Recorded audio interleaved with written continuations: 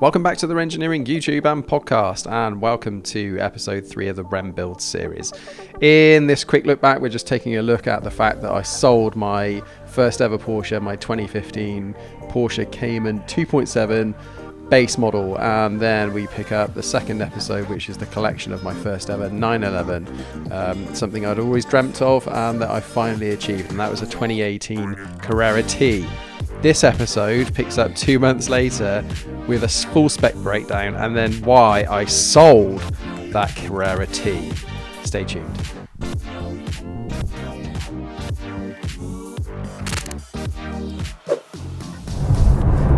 So what is a Carrera T then? So I've talked a little bit about the buying process, and if you watch the previous video, so do watch the previous video, it is quite good. It's a nice little run down to London and then a journey in and then at Baytree and then the collection stuff. So it is quite good to watch. Let's talk a little bit about what a 911 Carrera T, 2018 911 Carrera T is.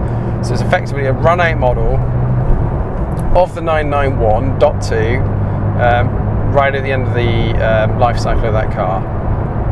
Arguably, Nineworks talked a lot about this, so they did some really good videos. I binge watched everything, absolutely everything you can get your hands on. I must have watched the Matt Farah 2 takes about, I don't know, 20 times in the lead up to buying this car. And I definitely bought the hype.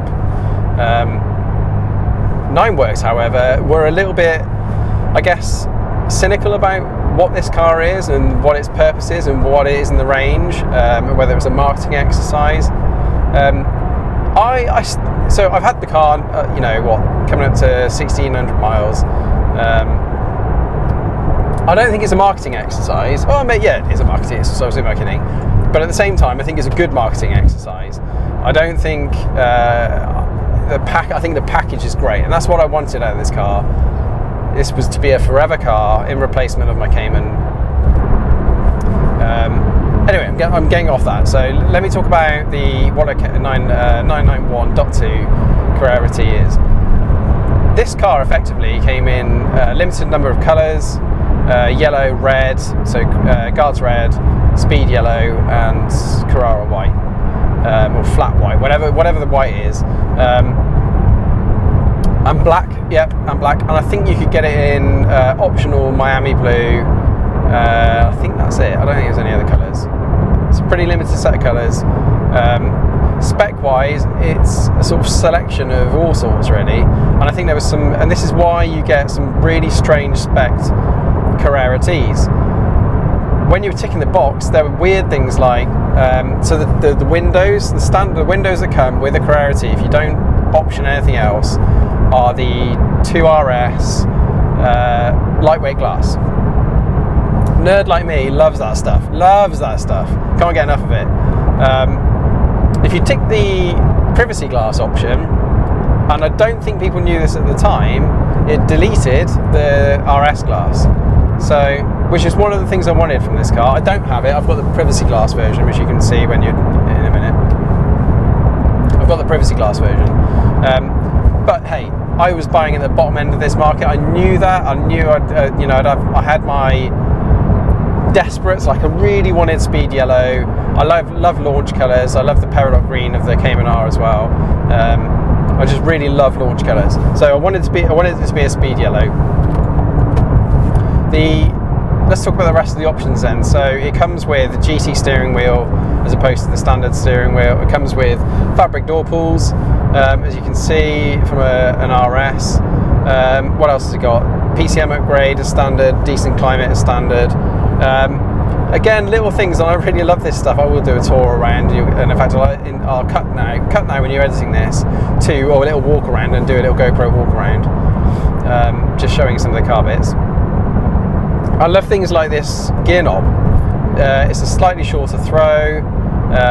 It has, I think I'm right in saying it's like a slightly shorter final drive or something from an S, Carrera S. And they didn't do that in the base model Cayman.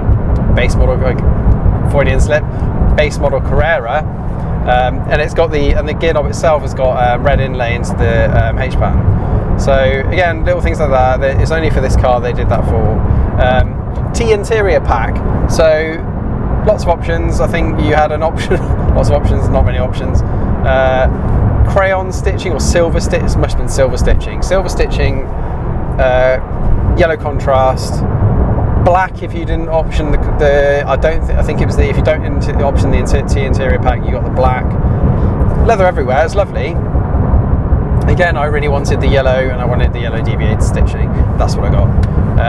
What else have you got? So the T seats, part of the interior pack, you get these lovely Sportex seats. I didn't really know anything about Sportex until that point.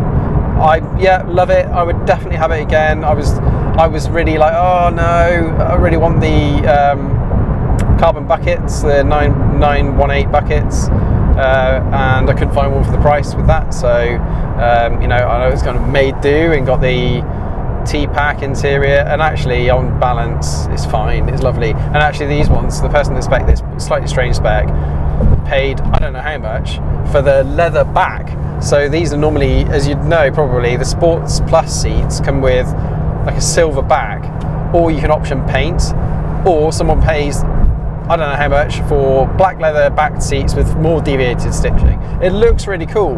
I was really chuffed when I saw that. So that's those seats. What else do you get? You get this black, piano black interior trim kit. So that's pretty much the interior. It generally, again, the standard spec is that it doesn't have back seats. I think that's the right thing for the T. I think to get the T, not having back seats is the right thing. Again, you could tick the box and have them back seats put in, which fine if that's what you wanted to do. You could also have a sunroof or a sunshine roof, or whatever you want to call it. I absolutely did not want that. That is the idea of it being lightweight. It's not lightweight really. It doesn't make any real difference. But the spec of the car, the idea of it, the concept, it doesn't make any sense for me to then option a sunshine roof. It just seemed really at odds with the idea of the car. But people did. Plenty of people did. That was a nice little CLA 45 there, whizzing past. This doesn't have it. This just has the normal roof, and I'm glad of that. What else does it have? So agate grey, all the trim, so the slats on the rear boots, the side decals, what else? There's all sorts of bits and pieces. The mirrors, the sport mirrors. Get out of the way, this car, I'm terribly driving at the moment because I can't concentrate on this. The mirrors there, the sports option mirrors, they look lovely. All the agate grey stuff, love it. It's really good. Really love all that stuff. So all the agate grey stuff, perfect. The speed yellow stuff, perfect. The GT steering wheel, lovely. The little naff bits that I like and other people probably don't. Yeah, love all that. I get all this stuff. It's perfect. This car basically is the tailor-made car for me. What I wanted out of this was to not feel like I needed to modify it, because I'm a serial modifier. It's in my blood. I've been doing it for decades, and it ticked that box. Oh, and the sports, so the exhaust tips, like black chrome, also looks really nice. Yeah, I didn't feel the need to modify it. There are bits, so Litchfield do a solid bushing kit and some spacers and some lowering springs that they worked hard to kind of to get the right ride height and stuff, and I thought about doing that, and they do that monstrous remap, and there's lots of people that do the remaps for these, but for the 991.2 Carreras, and it takes you to about 500 brake horsepower, which for me this is fast enough. And I've said, and I'll keep saying it, I am not that bothered about having the fastest car in the world. I don't feel like I've got anything to prove, but it's been fun. 375 brake horsepower, plenty for me. Just did not feel the need to do any sort of remapping or anything like that. So basically, good news all round. So technically, then what else has been done? So PASM, it comes with Sports Plus. You got the chrono, which I think the chrono is separate. You had to order the chrono dial. I don't know what anybody does. It looks okay, but it doesn't really add a lot because no one uses the stopwatch or anything anyway. So what else do you get? Sports exhaust with buttons. So and you get the, whatever it's called, Manatino on the steering wheel to adjust your different modes, different driving modes. So you got standard, sports, which I generally leave it in because it opens the exhaust valves. Sports Plus, which weirdly turns the exhaust valves back off again. Sports option, actually, I meant to mention this a second ago, does your auto brev matching on the way down. I can heel and tow. I wouldn't say I'm the best at heel and towing. So yeah, there's that. Or you can set individual, which is you can change those options to suit whatever you're in, whatever you fancy doing. So maybe that would have been the right thing to do. Sports Plus with exhaust, I think probably would have been the best one for me. Anyway, yeah. So that's pretty much it. Obviously with PASM you get slightly lower ride height. I'm going very slowly because I'm concentrating on this. Yeah, so PASM, obviously you get a 20mm drop. The wheels as well, you get the lovely, really nice agate grey again. Oh no, they're titanium, aren't they? Basically the same, agate grey wheels. And it looks, the car looks fantastic, and Alcantara interior panels everywhere. It is a lovely place to be. It is a really, really nice place to be. What other? The guy that bought this from new, it's got the. I mean, who upgrades floor mats? I don't know. But leather trimmed floor mats with deviated stitching on the floor mats. Very cool. I probably wouldn't have paid 250 quid or whatever they cost, but someone did. Yeah, great buy, second hand. And this was, when I bought it, the cheapest Carrera T in Europe. Things have changed slightly since, in the last 6 to 8 weeks. But at the time when I bought the car, it was the cheapest 911 Carrera T in Europe.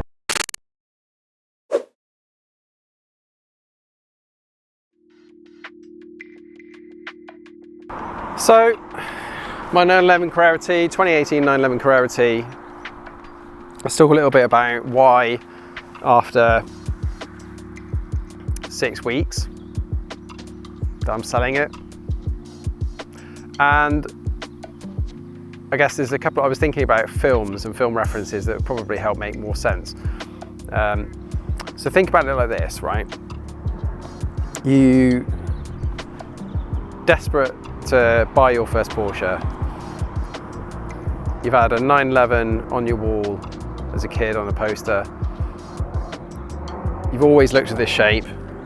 I've mentioned before about drawing and sending pictures of 911s to Dick Lovett and getting books back, and this is what I wanted, and this was going to be the car I'd have for life, right? The problem is, it's got to make sense. And I got really, really, really lucky with my 2015 base Cayman. It's a base Cayman, is a nicely spec'd base Cayman, but it's just a base Cayman. There's nothing particularly special over any other Porsche. And this, by every metric you could use, is more special. It's faster, it handles better, it looks better. I think it looks, you know, the grey and the speed yellow, and I mean, just look at it, it looks amazing, right? And I thought it'd be a great platform for Renngineering in terms of audience engagement, and I think people would probably find it more interesting a car.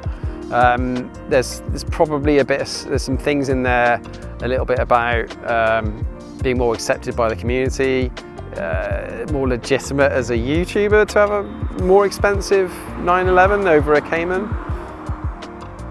But you guys don't have to own the car, right? And I absolutely adored my Cayman.